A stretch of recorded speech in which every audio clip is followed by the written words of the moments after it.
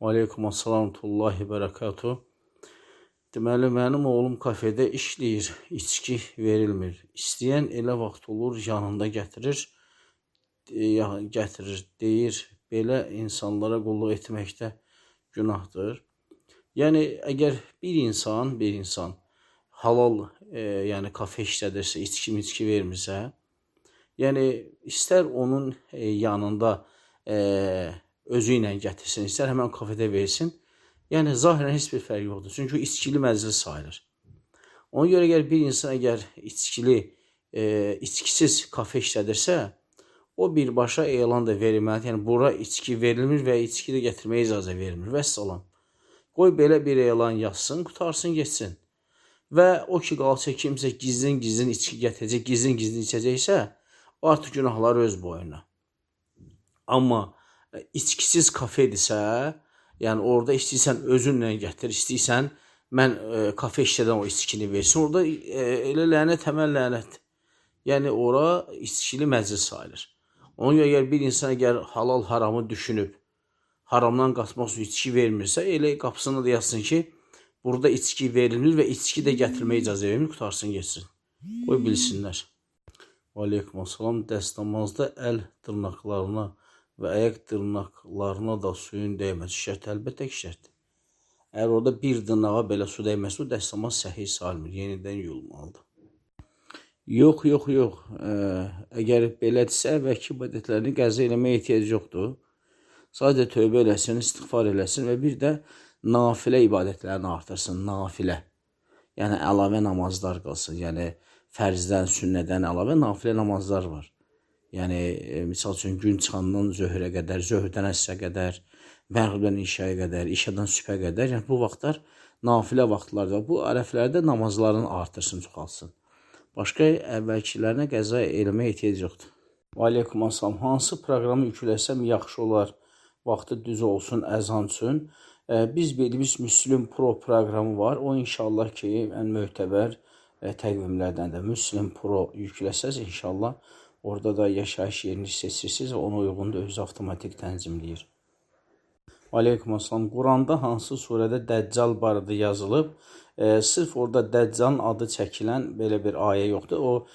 O ümumi olaraq qiyamətin əlamətləri var Quran-ı Kərimdə. Amma xüsusi olaraq Dəccal adı ilə isə səhih hədislərdədir. Hətta onun təhlükəsi ilə böyük təhlükəti Peyğəmbər sallallahu aleyhi və səlləm hətta hər namazdan sonra təhiyyətin sonunda 4 şeydən Allaha sığınmağı öyrətdi sahabələrə. Onlardan biri də Dəccaldır. Aleykum assalam. Bəzi marketlər olur ki, və yaxud da 3 mərtəbə, bir mərtəbədə ərzaq üçündür, o biri mərtəbələrdə geyim və ev əşyaları olur. Belə marketlərdə işləmək doğrudur. Yəni, ərzaq bölümündə yox, geyim bölümündə. Bina eyni binadır, amma birgə geyim mağazalarında necə bir qadın üçün uyğundurmu işləmək?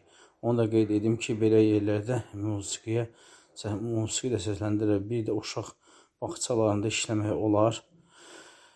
Bəli, işləmək olar. Yəni, uşaq bağçalarında işləmək olar, ona görə ki, orada hamısı körpə uşaqlardır.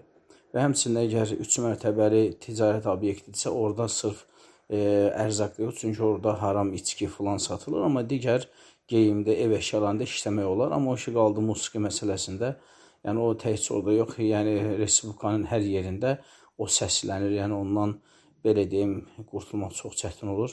Amma bir insan ki, əgər bu cür işləməyə məcburdursa, o zaman eyib etməz ki, orada musiqi getsə də belə, o qulağına qulaqcıq taxsın və orada dini dərslərlə faydalansın. Yəni, musiqinin dinlənməsinə əvəzinə qulaqcıqla Quran dinləsin, dini dərslər dinləsin. Əlhəmdülillah, həm ruhsən qazansın, həmçində axirəti üçün dini elmini öyrənsin. Dünya və axirəti üçün də şəri elmi də öyrənsin, dinlənsin, qulaq assın, faydalansın. Aleykum assalam, rəhmətullah, bərəkatuhu. Fərz namazı qıldan imam daha sonra namaza gecikən yaxud da şərait ilə bağlı sıxıntılara görə başqa cəmaət eyni namaz qıldıra bilər. Bəli, qıldıra bilər. O həm imama aiddir, həm də məmuma aiddir. Çünki Peyğəmbər s.ə.v dövründə bəzi sahabələr var idi. Misal üçün, Muaz bin Cəbəl Allah Rasulü məscidində qılırdı. Sonra isə gedirdi öz qövmünün, yəni öz məhəlləsinin məscidində imam dayanır cəmaata. Bu icazəlidir. Əgər həmən insan dinin əhkamlarını yaxşı bilirsə, yəni elmi də varsa, onun qıldırmağı da daha yaxşı olar. Həmçinin insanları da faydalandırar.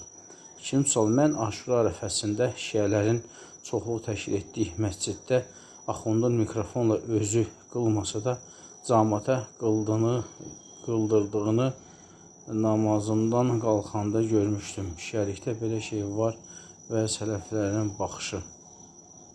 Yəni, ola bilər. Yəni, şiələrdə ümumiyyətlə çox əhkamlar fərqlidir. Yəni, onlar demək olar ki, sırf əhl-i-sünnənin əksinə edirlər hər şeyi. Hətta onlarda belə bir deyim də var. Deyir, filan məsələdə hökm nədir? Deyir, bax, gör, sünnilər nə edirsə, sən də onun əksinə elə. Yəni, ona görə onların deməyi ilə götürməyin, fikir verməyin. Onlarda demək olar ki, hər şey tam əksinədir. Aleykum assalam. Əzan verən müəzzini təkrar etmək vacibdir, yoxsa müstəhəb?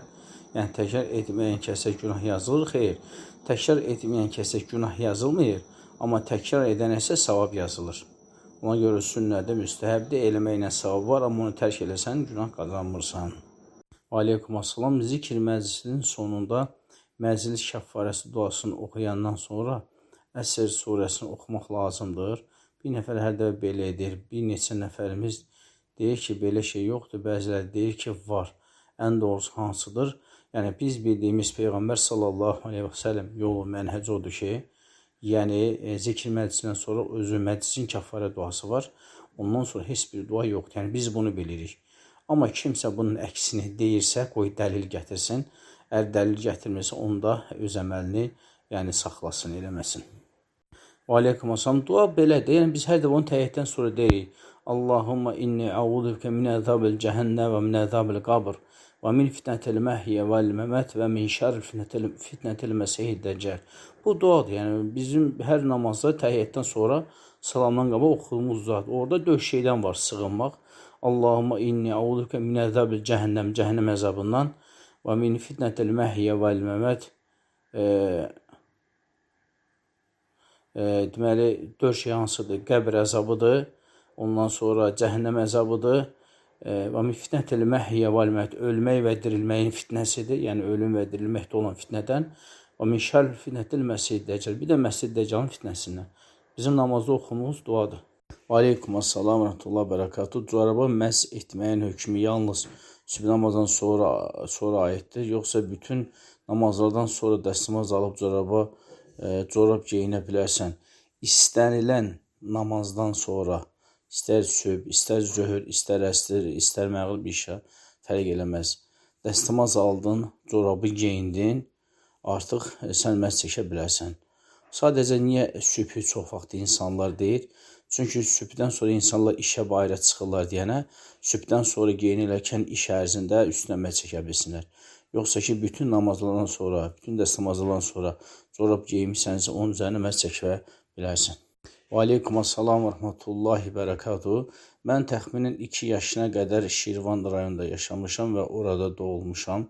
Sonra ailəmiz Bakıya köçüb, artıq 13 ildən çoxdur ki, Bakıda yaşayıram. İndi rayona gedəndə səfər namazı qılmalıyım, yoxsa tam qılmalıyam. Əgər sizin ata-ananız, hamınız siz Bakıya köçmüşsünüzsə, saatıq rayona gedəndə saatıq orada misafir hökmündə olursunuz. Siz orada misafir hökmündə olursunuz və misafir namazı qılırsınız. Aleykum assalam. Bəzən kurtkalar satırlar, boynu kürk olur. Onlardan alıb yemək olar. Əgər orada belə deyək də əti yeyilməyən heyvanlardırsa, misal üçün tülküdür, canavardır, norkadır və s. Yəni bu barədə əhl-i-sünnədə ixtilaf var. Əhl-i-sünnə alimlərdə ixtilaf var və donuz, it istisna, digər heyvanlar əgər düzgün aşınma olubsa, icazə verənlər var. Yəni məzhəblərdən bir neçəsi bu barədə icazə verib. Amma yaxşı olar ki, ixtilafdan qaçmaq üçün, yəni həmən o kurtkaların boynu o sintetik, yəni əvəz edici kürk olsa daha yaxşı olar. Yəni tülkü olmasın, nork olmasın, digər heyvanlar olsun, amma belə deyim də, saxtası olsun, sintetik yolla olsun, o daha yaxşı olar inşallah. Aleykum assalam. Oğlum soruşur, qaban əti yemək olar? Xeyr. Qaban çöl donuzudur, o da haramdır. Bir mənalı olaraq yemək olmaz, heç onu ovlamaq da olmaz. Yalnız əgər təsərrüfata zərər verirsə və dövlət icazə verirsə ki, qabanları vurub, öldürüb sayını azalsınlar, o zaman onu ovlamaq olar ki, sayları azalsın. Amma vurub, ovlayıb yemək qətiyyən olmaz, çünki haramdır. Quş ovlamaq, kəklik məsələn olarmı? Hansı qaydalara əməl etmək lazım? Bəli, digər quş, halal növlər var. Dovşan vura bilər, ceyran vura bilər, cüyür vura bilər. Ondan sonra kəklikdir, qırqovuldur, ördəkdir və s. əti yeyilən halal heyvanlar var ki, onları ovlaya bilər. Amma orada şərt odur ki, heyvanı nişanlayandan sonra güllə atmamışdan qabaq Bismillah desin. Bismillah desin, gülləni atsın. Aydındır. Və gülləni atır, Bismillah deyir, gedir heyvana deyir, heyvan düşür yerə. Əgər getdi heyvan yerə sağ çatıbsa, Bismillah eləyir, başdan kəsir. Yox, əgər yerə ölü çatıbsa, artıq deməli o halal sayılır. Və bir də əgər ovladığı quş əgər suya düşdüsə və gedib ora çatanda ölü tapdısa, o haram olur. Çünki orta bilinmir artıq ovdan ölüb yoxsa boğulara ölüb. Amma gedib suya düşdü və getdi çatdı, heyvan sağdırsa, o zaman onu bismillah eləyib kəsir. Eləcə bu digər ceyran, cüyür, dovşan və digər heyvanlara da aiddir. Əgər bismillah dedinsə, bismillah dedin, gedib heyvana çatdın. Əgər heyvan sağdırsa, bismillah eləyib, yəni başını kəsirsən. Yox, əgər getdin, çatdın, ölüdsə artıq halal sayılır. Bir də bir sualım var. Birisi bizə deyir ki, şəklimi çək, ona yox deməmiz, yoxsa çəkməmiz düzgün olar, yox deməmiz daha düzgün olar.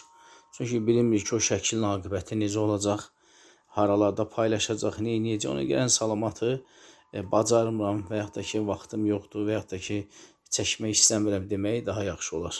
Aleykum assalam, bir sualım da var. Deməli, əgər test etməli olsam, boyunda problem çıxsa, boy üçün uşağa dərman vermək olar? Bəli, vermək olar. Əgər o dərman tərkibi əgər halal tərkibdirsə, olar. Yox, amma haram donuzdan filandan hazırlanmış dərmanlarsa o zaman etmək olmaz. Bir də qızım hazırlığa gedir, əsr namazın, məğrib namazı girəndə qılır. Olar ki, zöhrdən sonra əsri qılıb getsin. Əgər getdiyi yerdə o əsri heç cürə qıla bilmirsə, yəni müəllimə orada hazırlıq olan yerdə ona şərait yaratmırsa və yaxud heç şərait yoxdursa, o zaman yəni yalnız istisna halında həmən vaxtı evdən çıxanda zöhrən əsri qılıb gedə bilər. Aleykum assalam. Deməli, bugün təqaüddə olan müəllim yoldaşlarımla görüş var. Qapalı yerdə, restoranda, ora getmək olarmı? Həm də bugün ölkəmizdə bildiyiniz kimi müəllimlər günüdür. Siz orada təbii ki, heç bir bayramı falanı qeyd eləmirsiniz. Sadəcə bugün bazar günüdür və həmçində münasibdir ki, yəni görüşmək üçün, eləmək üçün. Əgər o niyyətlə gedirsə ki, gedib öz müəllim yoldaşlarınızı görməyə problem yoxdur. Yəni qapalı restoran deyəndə açıq, əgər içki filan verən yerlərdirsə, yəni çalışın oralarda oturmayın. Yəni yaxşı olar ki, içki verilməyən məclislərdə oturasınız. Yəni o restoranlar hansında ki, içki vermirlər, orada qapalı bir zalda oturmağınız, qapalı otaqda oturmağınız daha yaxşı olur. Çünki içki verilən ümumi restoranlar var ki, siz də gedib orada onların zalında oturacaqsınızsa, o zaman o olmaz. Amma içki verilməyən restoran olsa, gedib qapalı bir otaqda otura bilərsiniz inşallah. Və aleykum assalam. Zəhmət olmasa bu suala təcil cavab verədiniz. Könüllükdə iştirak etməyə başlamışam. Orada tam dəqiq bilmirəm, namaz qılmaq üçün yer var yoxsa yox. Hezli olduğum üçün soruşmamışdım. Saat 3-ün yarısı işim başlayır evdə, amma zöhrə qılıb gedirəm. İndi bilmirəm, əsri qılmaq üçün yer var yoxsa yox. Olarmı ki, mən işimə qarantiya almaq üçün əsri zöhrün işimi qarantiyə almaq üçün əsr zöhrdən sonra qılım evdə. Yox, ümumiyyətlə bundan ötürü qılmağa ehtiyac yoxdur. Siz hara işə gedirsinizsə, yəni böyük ehtimalla ki, orada yəni namaz otağı olmasa da işçilər üçün bir otaq var. Yeməklərini saxlamaq üçün, paltar dəyişmə otağı, yəni belə bir otaq hökmən var. Yəni bütün yəni könüllü yəqin sizdə Asan Xidmətlər şəbəkəsidir və ya da başqa bir yəni dövlət idarəsidir, qurumudur, fərqi yoxdur. Yəni onlarda iş otağı var. Yəni işçilər üçün ayrı otağı var ki, orada işçilər əyin başını düzəldirlər, paltarlarını dəyişirlər və s. Və siz sadəcə özünüz üçün namaz xalçası götürün və əsri də orada qılarsınız inşallah. Heç bir problem yoxdur. Amma bundan ötürü siz evdə qılım gedim olmaz. Çünki getdiyiniz yerdə mütləq ki, belə bir şərait var. İnşallah axtarın, baxın, tapacaqsınız inşallah. Və aleykumussalam. 3 sualım var. Birinci sualım, bir insan məndən ərzaq almağımı istəmişdi. Ərzaq deyərkən sasika almağımı istəmişdi. Mən də ona halal olmayan sasika aldım. Qeyd edim ki, onun üçün halal olub olmamağının önəmi yoxdur. İbadə əhli deyil. İndi mən ona halal olmayan bir şey alıverdiyim üçün günah qazanır. Amma mən yediyim yeməklərin halal olmağına diqqət edirəm. Bəli, siz onun üçün o halal olmayanı almağınıza görə günah daşıyırsınız. Ona görə çalışın ki, yəni gələndə belə bir şey olanda, yəni baxın halal olanı alın onu. Hətta o desə ki, yox mən halal olmayan al, donuz olan al, siz onu almayın. Çünki siz o ilə bu halda günah etmiş olursunuz. Hətta o haram desə belə siz ona halal alıverməlisiniz ya da ümumiyyətlə imtina eləməlisiniz. İkinci sual, heyzli olan biri məscidə girə bilər, xeyr, girə bilməz. Heyzli olan qadın məscidə girə bilməz. Yalnız və yalnız əgər məscid elə tikilibsə ki, yolun keçididir, yəni yol oradan keçirsə, o zaman istisna haldır. Çünki o sənin artıq yol kimi olur. Yox, əgər sənin yolun oradan keçmirsə, məscid müstəqil bir yerdəsə, o zaman heyzli məscidə getmək olmaz qəti formada. Üçüncü sual, bir dəfə eşitmişdim ki, insan namaz qılmayanda, qocalanda uşaqlaşır və demişlər ki, bu Quranda yazır, amma mənim qarşıma çıxmaya belə bir şey var Quranda. Xeyr, Quranda belə bir şey yoxdur. Belə bir şey yoxdur ki, insan namaz qılmayanda uşaqlaşır. İnsan namaz qılanda da uşaqlaşa bilər, yəni qocaldığı halda və hətta namaz qılmayanda, qılanda da qılmayanda da qocalanda uşaqlaşa bilər. Çünki zaten insan yaşayışıqsa artıq uşaqlıq fikirlər, uşaqlıq hərəkətlər, küsməklər, zatlar yaranır o baxımdan. Amma Quranda belə bir şey yazı yoxdur. Səfərdə olanda namaz qılınır, sadəcə müsafir 4 rükətli namazları 2 rükət qılır və zöhrlə əsrdə məğriblə işanı birləşdirə bilər. Səfərdə namaz qılınır, sadəcə qısaldılmış və birləşdirilmiş formada.